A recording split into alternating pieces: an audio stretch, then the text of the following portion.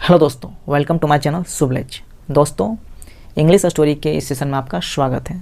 दोस्तों, हम लोग इस सेशन में इंग्लिश स्टोरी के माध्यम से इंग्लिश के नए नए ग्रामर के रूल्स और इंग्लिश के नए नए वर्ड सीखते हैं। तो चलिए दोस्तों, हम लोग आज की क्लास की शुरुआत करते हैं। तो आज की क्लास में जो हमारा स्टोरी है उसका टाइटल है the lion and the poor slave. Lion का मतलब होता है शेर, पुअर स्लेव, पुअर मतलब गरीब, स्लेव मतलब गुलाम, पुअर स्लेव यानी गरीब गुलाम। The lion and the poor slave, शेर और गरीब गुलाम, ये हमारा स्टोरी का टाइटल हो गया। अब चलिए हम लोग स्टोरी को पढ़ना शुरू करते हैं। There was once a slave, एक बार एक गुलाम था। वंस का मतलब होता है एक बार, स्लेव मतलब गुलाम। There was once a slave, एक बार एक गुलाम था। यहाँ पे सेंटेंस में देयर का इस्तेमाल हुआ है, लेकिन यहाँ पे देयर का इस्तेमाल केवल सेंटेंस फॉर्मेशन के लिए किया गया है। यहाँ पे देयर का कोई सेंस नहीं है, कोई मीनिंग नहीं है। इंग्लिश में देयर का इस्तेमाल दो तरीके से होता है। एक तो वहाँ के लिए, जब वहाँ का सेंस आता है तो उसमें हम लोग इंग्लिश वर्ड देयर का इस्तेमाल करते हैं वहाँ के लिए।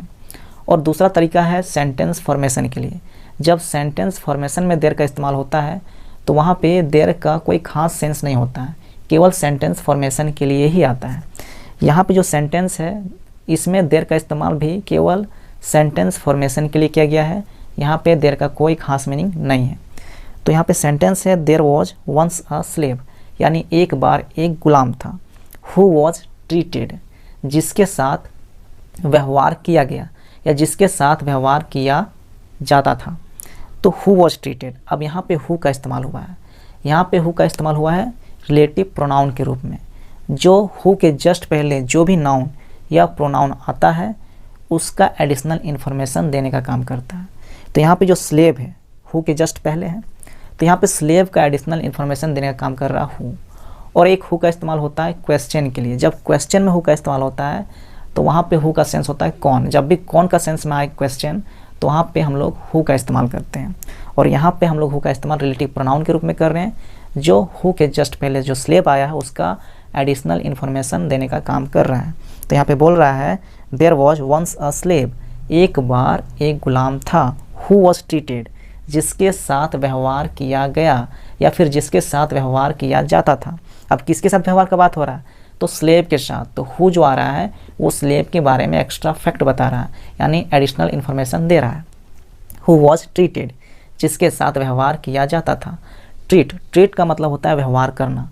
यहाँ पे पास्ट इंडिफिनिट का सेंटेंस है तो इसलिए यहाँ पे ट्रीट की जगह पे ट्रीटेड का इस्तेमाल हुआ है, सेकंड फॉर्म का इस्तेमाल हुआ है। तो ट्रीट का मतलब व्यवहार करना, ट्रीटेड मतलब हो जाएगा व्यवहार किया गया या फिर व्यवहार किया जाता था। हु वॉज ट्रीटेड, जिसके साथ व्यवहार किया गया। क्रूएली मतलब होता है क्रूरतापूर्वक या फिर निर्दयतापूर्वक। क्रूएली का मतलब होता है निर्दयतापूर्वक व्यवहार, यानी जिसके साथ निर्दयतापूर्वक व्यवहार किया गया। बाय हिज मास्टर का मतलब उसके मालिक के द्वारा। मास्टर का मतलब होता है मालिक या स्वामी। मास्टर का मतलब मालिक या स्वामी। बाय हिज मास्टर यानी उसके मालिक के द्वारा, उसके स्वामी के द्वारा। There was once a slave who was treated cruelly by his master, एक बार एक गुलाम था जिसके साथ उसके मालिक के द्वारा क्रूरतापूर्वक या फिर निर्दयतापूर्वक व्यवहार किया जाता था या फिर निर्दयतापूर्वक व्यवहार किया गया। वन डे, एक दिन, ही couldn't take it anymore, one day he couldn't take it anymore। यहाँ पे could not का यहाँ पे शॉर्ट फॉर्म का इस्तेमाल हुआ है, तो could not का शॉर्ट फॉर्म होता है couldn't। तो one day he couldn't take it anymore, one day एक दिन, he couldn't take it anymore यानी वह इससे और अधिक नहीं ले सका। टेक मतलब होता है लेना, तो he couldn't take यानी वह नहीं ले सका। इट, इसे, अब यहाँ पे किसे नहीं ले सका, तो जो बुरा व्यवहार कर रहा था, जो क्रूरतापूर्वक व्यवहार कर रहा था उसका स्वामी, उस व्यवहार को वह नहीं ले सका। तो यहाँ पे टेक का मतलब हो जाएगा सहन करना। अब नहीं ले सका कहने का मतलब क्या, उसको सहन नहीं कर सका। वो जो व्यवहार कर रहा था उस व्यवहार को सहन नहीं कर सका।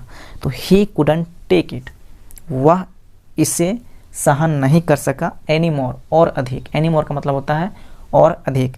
One day he couldn't take it anymore, एक दिन वह इसे और अधिक सहन नहीं कर सका। एंड रन अवे का मतलब भाग गया। रन अवे मतलब होता है भाग जाना। यहाँ पे पास्ट इंडिफिनिट का सेंटेंस है तो इसीलिए सेकंड फॉर्म इस्तेमाल हुआ है रन अवे, मतलब भाग गया। टू द फॉरेस्ट, जंगल में, फॉरेस्ट का मतलब जंगल, टू द फॉरेस्ट, जंगल में। टू एस्केप, बचने के लिए, एस्केप का मतलब होता है बचना, टू एस्केप यानी बचने के लिए। One day he couldn't take it any more and run away to the forest to escape. One day, एक दिन, he couldn't take it any more, वह इसे और अधिक सहन नहीं कर सका, and run away to the forest to escape, और बचने के लिए जंगल में भाग गया।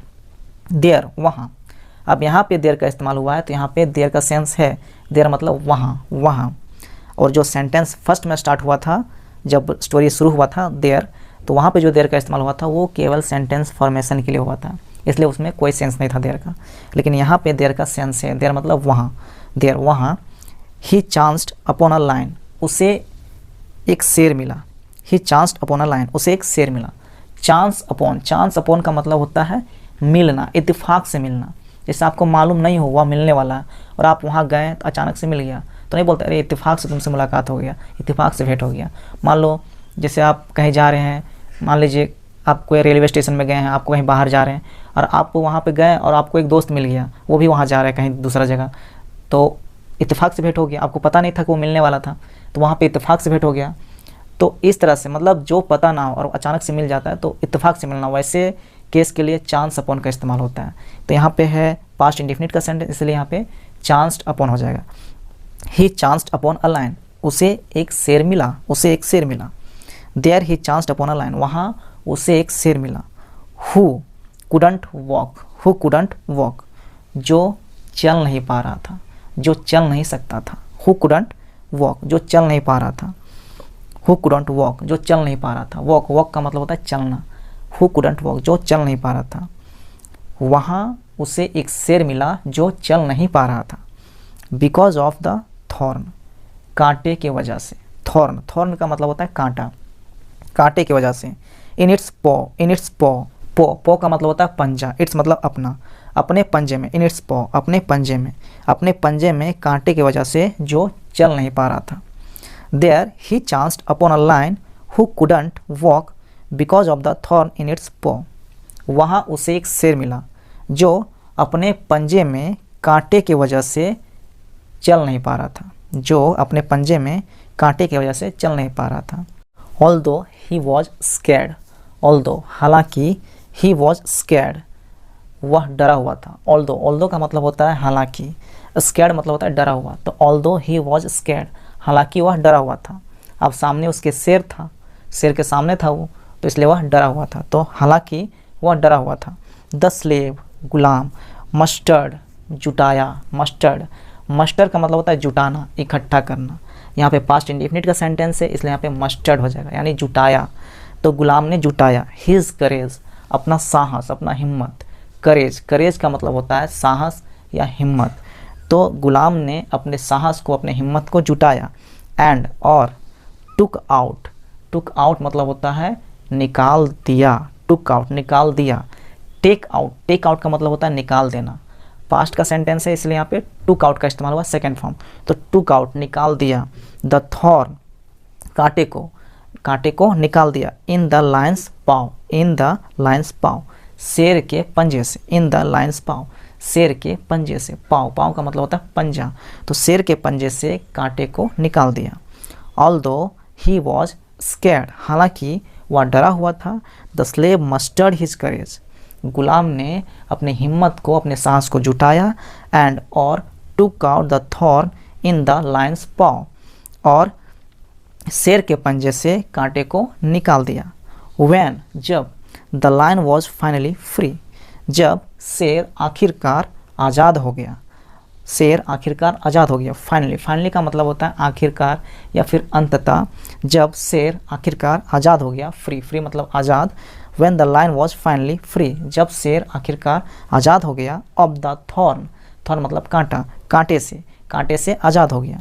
When the lion was finally free of the thorn, जब शेर आखिरकार कांटे से आज़ाद हो गया। He ran into the forest, he ran, वह दौड़ा। He ran, वह दौड़ा। रन, रन मतलब दौड़ना, सेकेंड फॉर्म का है तो रैन यहाँ पे यूज हुआ है। He ran, वह दौड़ा। into the forest, जंगल में। फॉरेस्ट मतलब जंगल, इनटू द फॉरेस्ट जंगल में, वह जंगल में दौड़ा, and didn't harm the slave. Didn't, did not का शॉर्ट फॉर्म है डिडंट, तो डिडंट हार्म, हार्म का मतलब होता है हानि पहुंचाना, नुकसान पहुंचाना, तो डिडंट हार्म नुकसान नहीं पहुंचाया, डिडंट हार्म नुकसान नहीं पहुंचाया, द स्लेव गुलाम को, द स्लेव गुलाम को, ही रैन इनटू द फॉरेस्ट वह जंगल में दौड़ा, and did not harm the slave और गुलाम को नुकसान नहीं पहुंचाया। अब क्या किया, गुलाम डर गया था उस शेर से, तो किसी तरह से वह हिम्मत जुटाया अपना और शेर का जो पंजा में कांटा लगा था वो कांटा को निकाल दिया। जब कांटा निकल गया शेर के पंजे से तो वह जंगल की और दौड़ के भाग गया और वो जो है गुलाम को कोई नुकसान नहीं पहुंचाया। तो डिडंट हार्म द स्लेव मतलब किसी भी तरह से कोई भी नुकसान नहीं पहुंचाया गुलाम को, डिडंट हार्म द स्लेव गुलाम को नुकसान नहीं पहुंचाया। Some time later, some time का मतलब कुछ समय, लेटर बाद, कुछ समय बाद, सम टाइम लेटर कुछ समय बाद, the slave was caught, the slave was caught गुलाम पकड़ा गया। कैच, कैच मतलब होता है पकड़ना, कैच मतलब पकड़ना। अब यहाँ पे कैच का थर्ड फॉर्म का इस्तेमाल हुआ है कॉट, तो द स्लेव वॉज कॉट मतलब गुलाम पकड़ा गया। बाय हिज मास्टर अपने मालिक के द्वारा, अपने मालिक के द्वारा गुलाम पकड़ा गया। Along with some animals, along with कुछ जानवरों के साथ, सम एनिमल्स यानी कुछ जानवरों, अलॉन्ग विथ के साथ, कुछ जानवरों के साथ पकड़ा गया। इन द फॉरेस्ट जंगल में, इन द फॉरेस्ट जंगल में, फॉरेस्ट मतलब जंगल, इन द फॉरेस्ट जंगल में।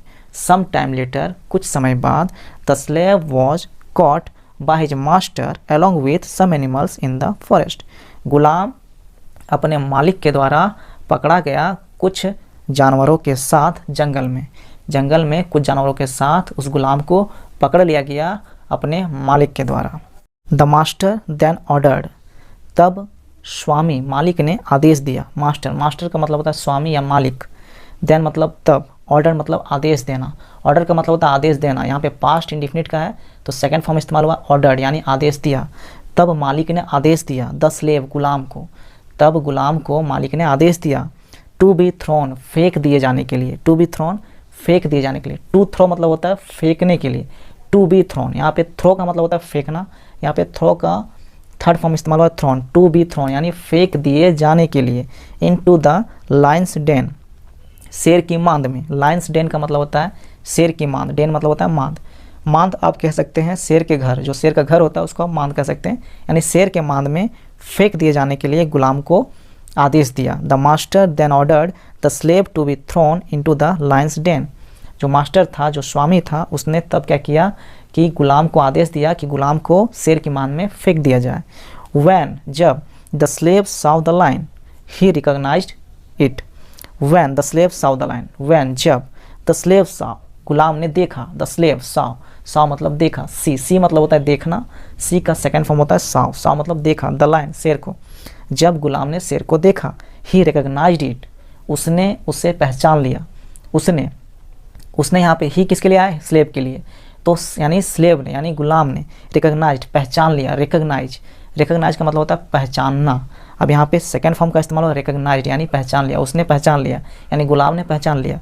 इट उसे, इट यहाँ पे किसके लिए यूज हुआ, लाइन के लिए, तो ही रिकॉग्नाइज्ड इट गुलाम ने शेर को पहचान लिया, कहने का मतलब उसने उसे पहचान लिया। एज द सेम लाइन कि वह वही लाइन था, वह वही शेर था जिसको he helped in the forest उसने मदद किया था, ही हेल्प्ड उसने मदद किया, हेल्प मतलब होता है मदद करना, यहाँ पे हेल्प्ड है तो हेल्प मतलब मदद किया सेकंड फॉर्म में है, तो ही हेल्प उसने मदद किया। इन द फॉरेस्ट जंगल में, इन द फॉरेस्ट जंगल में, he recognised it as the same lion he helped in the forest उसने उसे पहचान लिया कि वह वही शेर था जिसको उसने जंगल में मदद किया था।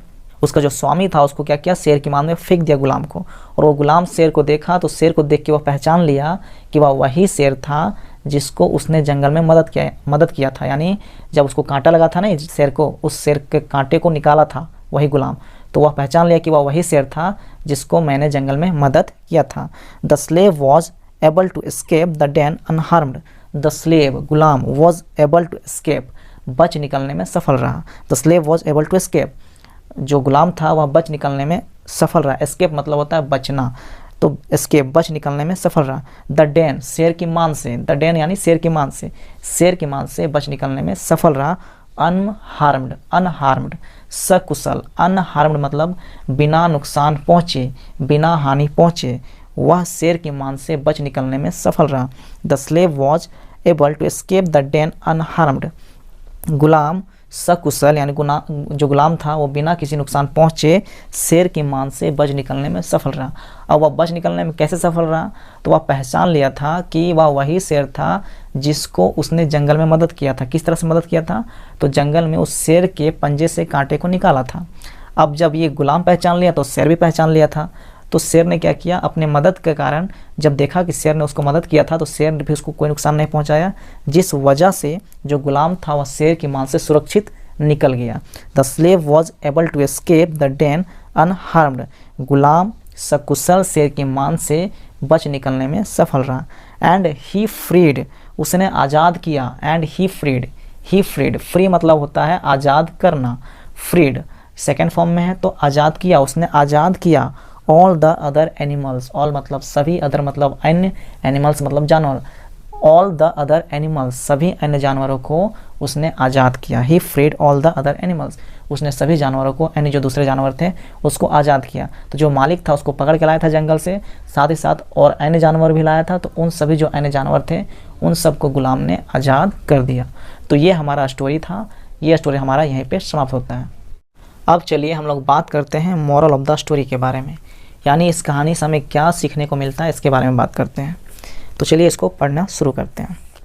The good you did, the good यानी अच्छे काम, यू डिड जो आपने किया, वैसा अच्छा चीज़ जो आपने किया है, द गुड यू डिड अच्छाई जो आपने किया है, विल ऑलवेज हैव उसके पास हमेशा होगा, विल ऑलवेज हैव मतलब पास, उसके पास हमेशा होगा। अ वे एक रास्ता, अ वे मतलब एक रास्ता, एक रास्ता हमेशा होगा। ऑफ कमिंग बैक वापस आने का, ऑफ कमिंग बैक वापस आने का, कमिंग बैक मतलब वापस आना, वापस आने का। टू यू आपके पास, आपके पास वापस आने का। The good you did will always have a way of coming back to you, जो भी आपने अच्छा काम किया है तो अच्छे काम के पास हमेशा आपके पास वापस आने का एक रास्ता होगा। सो इसलिए डू करो गुड डीड्स अच्छे काम, सो इसलिए अच्छे काम करो, डीड्स मतलब अच्छे काम या फिर कर्म, डीड्स का मतलब होता है कर्म या फिर काम, गुड मतलब अच्छा, तो सो इसलिए डू गुड डीड्स अच्छे काम करो या अच्छे कर्म करो। एंड बी काइंड दयालु बनो, काइंड मतलब होता है दयालु, बी मतलब बनना, बी काइंड दयालु बनो। टू अदर्स दूसरों के प्रति, दूसरों के प्रति दयालु बनो। एंड और द वर्ल्ड दुनिया, संसार, वर्ल्ड मतलब दुनिया या फिर संसार, द वर्ल्ड दुनिया, विल बी काइंड दयालु होगा या दयालु बनेगा, दुनिया दयालु होगा या दयालु बनेगा। टू यू आपके प्रति, टू यू यानी आपके प्रति। सो डू गुड डीड्स इसलिए अच्छे काम करो। And be kind to others दूसरों के प्रति दयालु बनो। And the world will be kind to you और दुनिया आपके प्रति दयालु बनेगा। कहने का सेंस ये है कि जो भी आप अच्छाई काम करते हैं, जो भी अच्छे काम करते हैं, तो वह अच्छा काम आपका बेकार नहीं जाता। आप किसी के लिए अच्छा कर रहे हैं तो वह घूम फिर के वही अच्छा काम आपके पास वापस लौटता है किसी और रूप में। मतलब आप दूसरों के लिए अच्छा कर रहे हैं तो कोई दूसरा आपको अच्छा करेगा, आपके प्रति भी अच्छा करेगा। तो वही कहना चाह रहा है कि अगर आप किसी और की मदद करते हैं तो आपको भी कहीं ना कहीं से मदद मिलेगा, वह अच्छा काम आपका वापस लौट के आपके पास आएगा। सो कहना चाह रहा है, इसीलिए कहना चाह रहा है, यह स्टोरी यही हमें सिखा रहा है कि आप अच्छे काम कीजिए, दूसरों के प्रति दयालु बनिए। अगर आप दूसरों के प्रति दया रखेंगे तो दुनिया भी आपके प्रति दया रखेगा। अगर आप दूसरों के साथ नफरत करेंगे तो दुनिया भी आपके साथ नफरत करेगा। इसीलिए जैसा आप करेंगे वैसा ही आपको बदले में वापस मिलेगा। अगर आप अच्छा करेंगे तो आपके साथ भी अच्छा होगा, आप अगर किसी के लिए बुरा कर रहे हैं तो आपके साथ भी वैसा ही बुरा होगा। ये हमारा स्टोरी ये सिखाता है, ये हमारा मोरल ऑफ द स्टोरी है। तो चलिए अब हम लोग बात करते हैं इस स्टोरी से मिलने वाले कुछ इंपॉर्टेंट वर्ड्स के बारे में। तो इसमें से हमारा पहला वर्ड है स्लेव। स्लेव का मतलब होता है गुलाम या फिर दास, गुलाम या दास, उसके लिए हम लोग स्लेव का इस्तेमाल करते हैं। क्रूएली, क्रूएली का मतलब होता है निर्दयतापूर्वक, क्रूरतापूर्वक, दोनों तरीके से बोल सकते हैं, या तो निर्दयतापूर्वक या क्रूरतापूर्वक। मतलब जो क्रूर नहीं होता है, क्रूर, क्रूर व्यवहार, बुरा व्यवहार। जैसे कि एकदम जिसमें कोई दया ना हो, पूरा जालिम टाइप का जो व्यवहार होता है, उस टाइप का व्यवहार, तो उसके लिए क्रुएली का इस्तेमाल होता है, यानी निर्दयता पूर्वक। चांस्ड अपॉन मतलब मिला। चांस अपॉन का मतलब होता है इत्तेफाक से मिलना, मतलब आपको पता ना हो कि आप किसी से मिलने वाले हैं, अचानक से मिल लिए किसी से, तो उस तरह से मिलने के लिए हम लोग चांस अपॉन का इस्तेमाल करते हैं। यहाँ पे चांस्ड अपॉन, उसका सेकंड फॉर्म है चांस्ड अपॉन, यानी मिला, यानी इत्तेफाक से मिला, मतलब अचानक से मिला, मतलब उसका कोई प्लानिंग नहीं था मिलने का, अचानक से मुलाकात हो गया, तो उस टाइप के लिए चांस्ड अपॉन का इस्तेमाल होता है। थॉर्न का मतलब होता है कांटा, थॉर्न मतलब कांटा। मस्टर्ड मतलब होता है जुटाई, यानी जुटाना। मस्टर का मतलब होता है जुटाना, इकट्ठा करना, एकत्र करना, तो उसके लिए मस्टर्ड का इस्तेमाल होता है। यहाँ पे मस्टर्ड है यानी पास्ट फॉर्म का इस्तेमाल हुआ है, तो मस्टर्ड मतलब जुटाई या फिर जुटाया, मस्टर्ड जुटाई या फिर जुटाया। टुक आउट मतलब निकाल दिया। टेक आउट मतलब होता है निकाल देना, टेक आउट का ही सेकंड फॉर्म है टुक आउट, यानी निकाल दिया। हार्म का मतलब होता है नुकसान पहुंचाना या फिर हानि पहुंचाना। रिकॉग्नाइज्ड का मतलब होता है पहचान लिया। रिकॉग्नाइज मतलब होता है पहचानना, उसी का सेकंड फॉर्म है रिकॉग्नाइज्ड, मतलब पहचान लिया। थर्ड फॉर्म भी रिकॉग्नाइज्ड ही होता है, तो पहचान लिया, रिकॉग्नाइज्ड यानी पहचान लिया। ट्रीटेड का मतलब होता है व्यवहार किया। ट्रीट का मतलब होता है व्यवहार करना, बिहेवियर। ट्रीट मतलब व्यवहार करना, तो ट्रीटेड सेकंड फॉर्म है, तो व्यवहार किया हो जाएगा, ट्रीटेड व्यवहार किया। थर्ड फॉर्म भी ट्रीटेड ही होता है। एस्केप का मतलब होता है बचना। एस्केप मतलब होता है बचना। तो ये कुछ इंपॉर्टेंट वर्ड्स हैं जो हमें इस स्टोरी से मिले हैं। आप इन वर्ड्स पे कमांड कीजिए। कमांड कैसे कीजिए, तो आप इनसे सेंटेंसेस बनाइए। जितने ज़्यादा सेंटेंसेस बनाइएगा उतना वर्ड्स पे आपका कमांड होगा, और इस तरह से आप अपने इंग्लिश को इम्प्रूव कर पाइएगा। तो दोस्तों, हम लोग आज के इस वीडियो को यहीं रोकते हैं। अगर आपको हमारा वीडियो अच्छा लगता है तो आप हमारे वीडियो को लाइक करें, सब्सक्राइब करें हमारे चैनल को, और दूसरे लोगों तक भी हमारे वीडियो को शेयर करें ताकि वे भी हमारे वीडियो को देख सकें। दोस्तों, अब आगे हम लोग मिलेंगे नेक्स्ट वीडियो में, तब तक के लिए धन्यवाद दोस्तों। Thank you for watching my video दोस्तों, धन्यवाद।